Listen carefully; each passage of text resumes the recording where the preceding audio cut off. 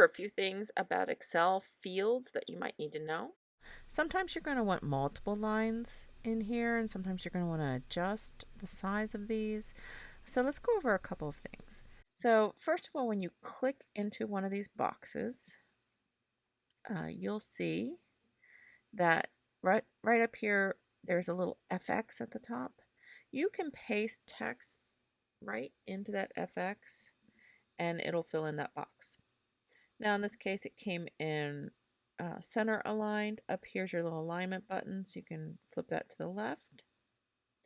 And then you can also wrap text. Now right now it's wrapped. If you unwrap it, you'll see that it flows over the edge here. When you wrap it, it will pull it down. Now we're also missing part of this text. The fields are set to auto adjust their line height, but just in case they don't, here's what you can do. So I'm just going to grab over here. You see that makes a little crosshair in line 9, and we can pull that down so that we can see everything that we wrote. Now let's say that you have a whole nother paragraph that you want to put in there. I'm going to give us a little bit more room. I'm going to double click in there, and that puts my cursor in that field. If you press on a Windows computer Alt plus Enter, on a Mac Option plus Return, you will get another line. You can also pull this down right up here. You see the crosshairs at the top?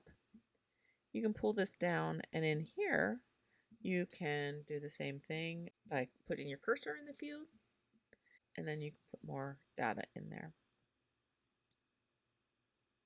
So just a couple of little things there, using the FX box here at the top and expanding it, pasting into that FX box to get text in here, wrapping text, left aligning, you might need to center align, and then just adjusting the height of your rows over here. That should give you enough to get through your assignments in here.